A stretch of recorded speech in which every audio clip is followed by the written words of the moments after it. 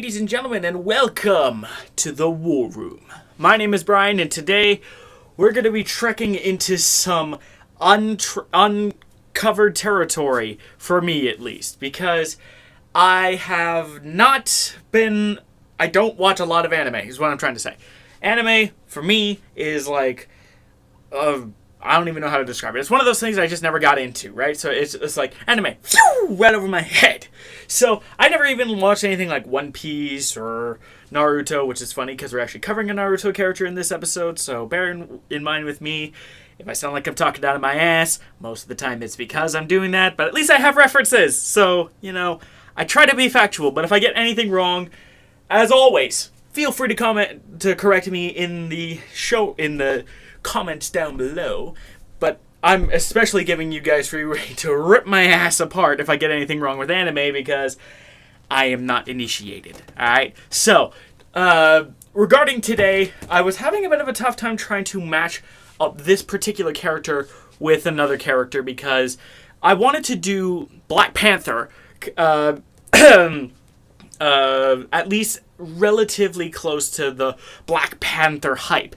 And since it actually managed to, I think it's like third for a highest grossing movie of all time now, hey, might as well throw the King of Wakanda a bone, eh? So, as you can imagine, today we're going to be looking at, Black Panther, I don't know why I forgot his name for a second, T'Challa, the Black Panther, and the Third Hokage, Hiruzen... I can't remember the rest of his name. But it's the Earth guy who's apparently the Third Hokage. Again, I don't know. I know diddly jack shit about Naruto.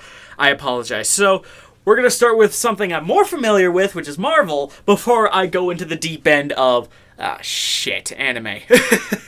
So let's dive right in. Woo!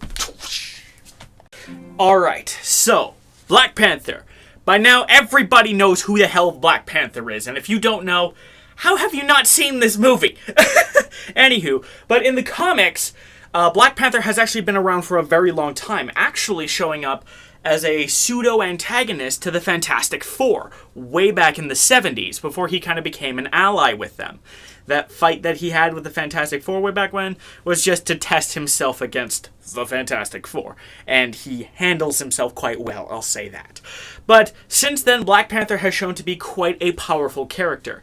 Mainly because of the heart-shaped herb, which only members of the royal bloodline, that is, the Wakandan royal bloodline, can actually eat without getting poisoned.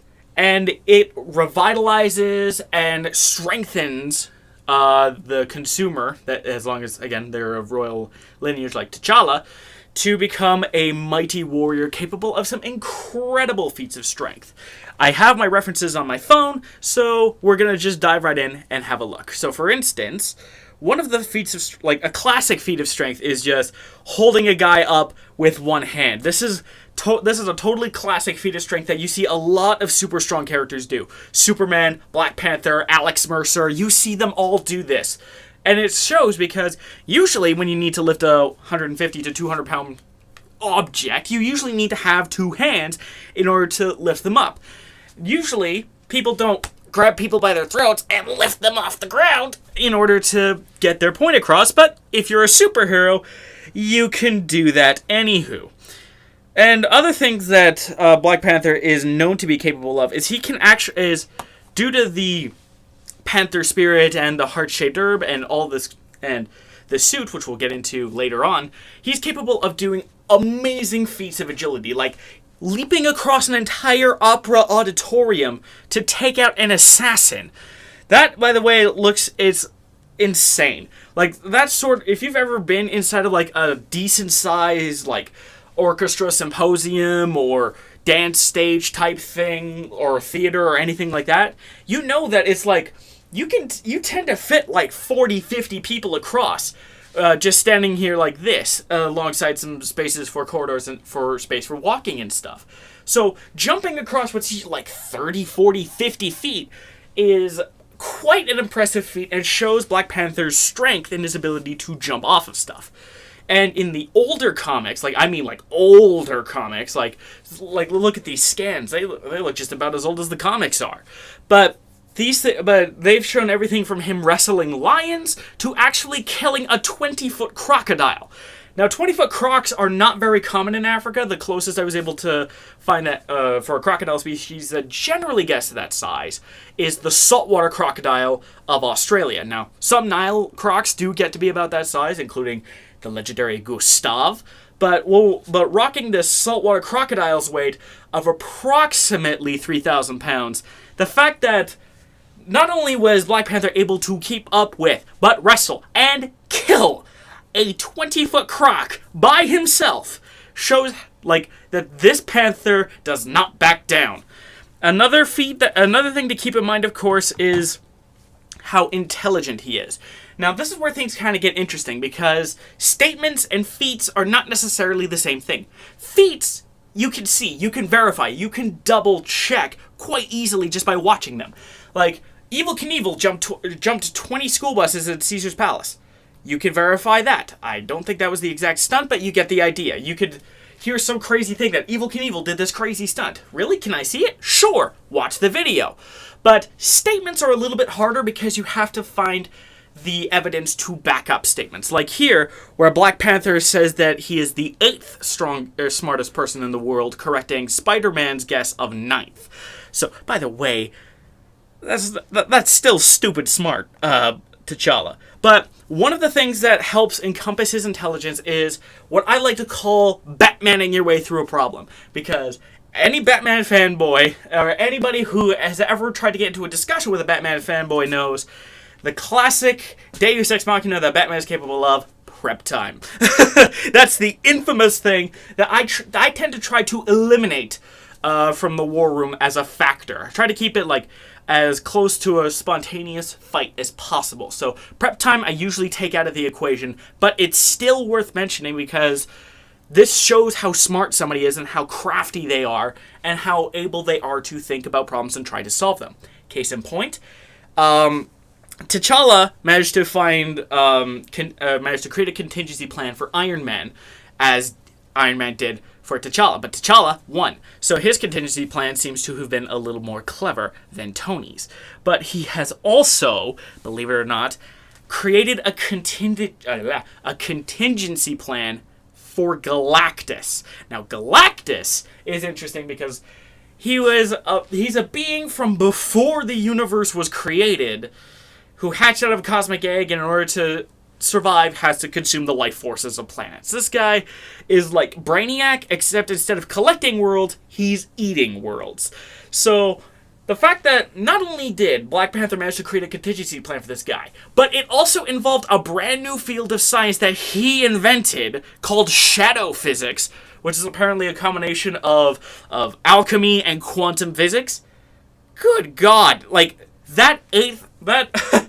guess that claim that he's one of the smartest people in the Marvel Universe is not that far off. Can't blame him, really. Especially when he's got a sister like Shuri to fact-check his ass. And now we need to talk about the toys that he plays with. Oh, one more thing. Yes, Black Panther is augmented by the heart-shaped herb and his suit, which we're about to talk about right after this. But one thing to keep in mind is that sometimes taking away somebody's advantages can really show you how impressive they are because they can work through that kind of pressure. As a hypothetical example, if you took away Batman's utility belt, how well would he handle himself against 20 guys with just his suit and whatever environmental factors are around? No batarangs, no grapnel guns, no smoke pellets, nothing, because he doesn't have the belt. In T'Challa's case, it's there has been a couple of times where he has been de-strengthened, as in he has not been able to use the power of the heart-shaped herb, and he has not worn the suit. And he has taken on 6 of Wakanda's strongest warriors by himself, and won, without the strength-augmenting herb. He has also done some terrifying feats of just being so persistent. Like you can see here, and here, that even without the heart-shaped herb, Black Panther's a force of nature, not to be messed with. And of course, we have to talk about his kit. Now, Black Panther's kit is designed for a couple of things. For agility, strength, and defense. Now, if you're familiar with the MCU, you're already well aware that vibranium is a huge component of Black Panther's arsenal. And it makes sense. That suit is incredibly powerful and incredibly strong. It's strong enough to take blows from all kinds of people, like even Namor the Submariner, Marvel's knockoff version of Aquaman, who somehow is even worse. Please don't kill me, Arthur Curry. I actually quite like you. But other things that Black Panther is capable of is he can actually stand and walk on water and move completely silently. If you have seen the Black Panther movie, you know the classic joke about sneakers.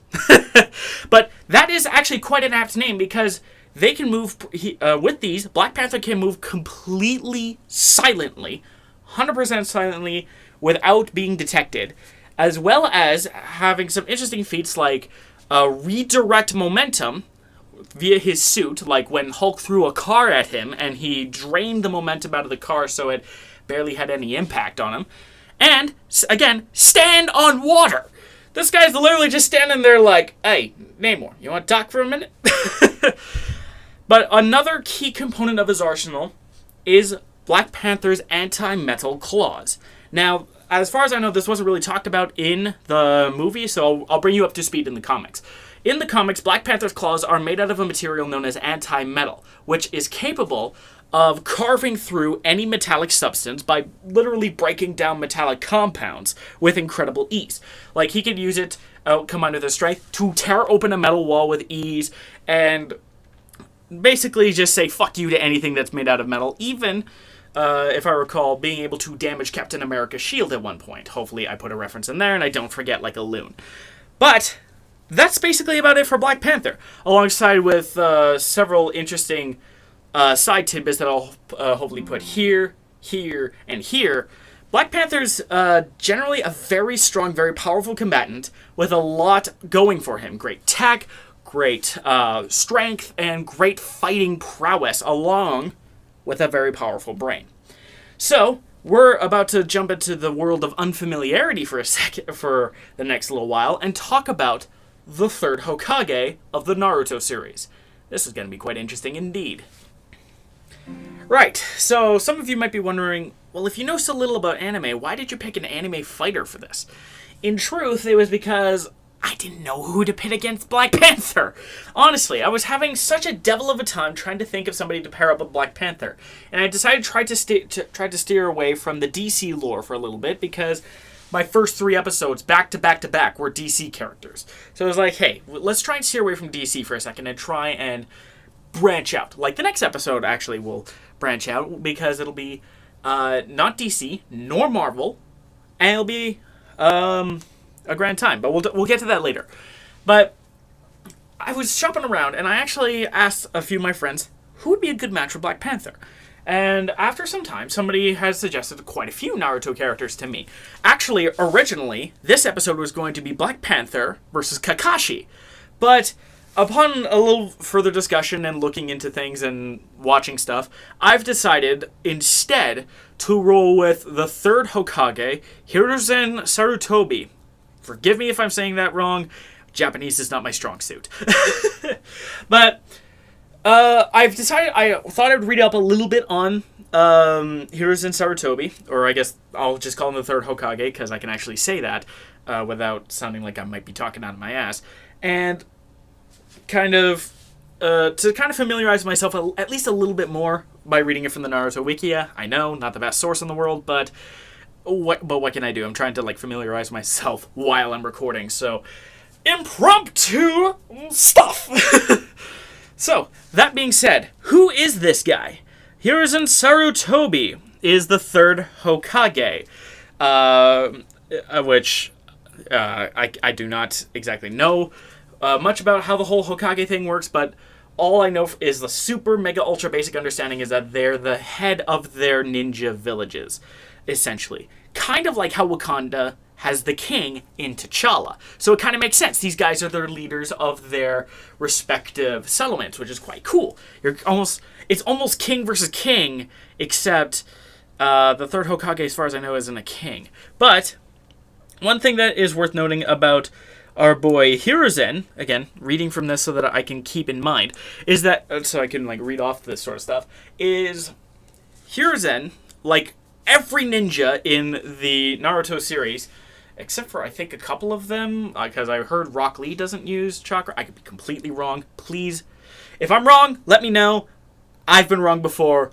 I would like to know if I'm wrong so I can learn from my mistakes. But I want to say almost all ninjas, the third Hokage actually uses what's known as chakra, or chakra, I think is how you say that.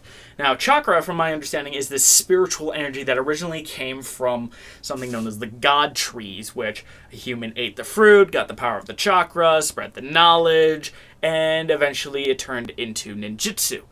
Now, chakra is the spiritual energy that all ninjas have that allows them to kind of manipulate these techniques and such. So they can do, by using their hand seals, do things like shoot fire out of their mouths, or create rock walls, or do all kinds of crazy cool techniques and flashy ninja moves and such. But even without chakra, this guy seems to be a very impressive fighter, being able to block blows in complete darkness, he can't see, and he's blocking blows. Which is actually a very useful tactic against somebody like Black Panther, who prides on hunting in the darkness. So while Black Panther might not be totally surprised after long that his opponent is blocking his blows, the first time that Hiruzen is blocking blows and doesn't have any night vision, impressive. But one other thing that he's able to do is he's actually able to use his sense of smell. Yeah, his sense of smell, which is famously quite weak in humans, to track down and actually catch somebody in pitch blackness, which is incredibly awesome because you usually, when you're in complete darkness, you tend to use your hearing and your sense of touch in order to navigate through darkness. So if I was blind, if I would move and probe with my hands and listen with my ears in order to find what I'm looking for. But the third Hokage doesn't have to do that. The third Hokage can smell his way around, which is a very useful tactic because, most humans tend to stink if they've been fighting. Another thing is that he's quite intelligent. He's actually regarded as the professor, and he is actually able to observe and understand how something works, at least to a fairly moderate level. Like that. So he'll watch something that he's never seen before and think, so that does that to do that. How can I counter that? So, much like Black Panther, the third Hokage is capable of thinking on the fly and using it, and even after just watching a few times for some new techniques, even in his more advanced age, he's able to keep up and even learn to counter certain attacks, which is useful because in his old age, apparently his chakra reserves... chakra. I need to say chocolate chakra. His chakra reserves are relatively low compared to in his youth, which I guess kind of makes sense. If they're supposed to be the spiritual life energy sort of deal, then splitting it up, then having lower reserves of it in your old age makes sense. A lot of things get lower and worse when you get old. But at the age of 68, he's still able to hold his own with much younger, much fiercer ninjas. Which, I gotta give props to this guy. As third Hokage, he's done some pretty good shit. There's several kinds of feats that I want to quickly cover because I actually have images of those feats. There's the smell one. He's also been able to literally just crack tiles just by standing on them with his chakra. And he, as I've mentioned, he's capable of breathing fire, summoning shurikens, and even combining earth and water in a terrifying fashion. Again, references, need them. As a lower level thing. He's even... There's one thing that really caught my attention. Shit, I don't remember where it is. But maybe it was actually the whole breathing fire thing that made me go, whoa, when I actually saw it in the actual fight, which is quite awesome and fantastic. Now, it's time to have a look at these two and try to figure out, roughly speaking, who might win in a fight. The 68-year-old Hokage or the much younger T'Challa? Who wins in Marvel vs. Naruto? Let's see if that crossover ever happens. Right, so for the main fighting arena, we're going to have the fight take place in a forest. Just a standard forest type environment, and we'll have it in a dark midnight setting where it's obviously dark, and you're gonna have a hard time seeing or especially in Black Panther and the ninja's case, hearing what's going on. So with this all in mind, taking into account everything that I have said about the Third Hokage and Black Panther and all the things that we've seen so far, one more thing I do really need to mention. I think I forgot. No, I'm pretty sure I did the Avengers one. Then there was that fight with... that's what it was. I forgot to actually talk about Black Panther and some of the fights he's actually had with the Avengers. My bad. So I'll just go through that I'll actually go through that after I announce who I think is probably going to win. And if I'm going to be honest, I'm leaning towards Black Panther. Now, the thing is that this could easily be just because of... This could easily be just because of certain factors, which I can't actually avoid. I can't actually avoid my bias, for example, because I know more about Marvel, and I have the slightest goddamn clue about Naruto. So it's like, I best go with what I know in my head, even though I try not to do that. It's a bit of a pain in the ass. So, up front, it's my bias. But secondarily, I'm going to give a wide range here, depending on the situation of we're going to give it between a 55 and an 85% chance that Black Panther wins. I'm serious, between 55 and 85%. Why such a wide range? It depends on three key things. Is Black Panther under the effect of the heart-shaped herb? Is he wearing his vibranium suit? And is Black Panther and is Hiruzen younger or older? Now, for this fight, I have mainly assumed that it was going to be Black Panther in the suit and Hiruzen in his old age. But the problem with that is that it's totally stacked in Black Panther's favor because vibranium absorbs all kinds of impacts with unnerving ease. Black Panther's intellect is insane. He's super fast. Granted, Hiruzen is also fast even in his old age too, and quite strong. But I don't think that Hiruzen has ever really gone against anything like vibranium.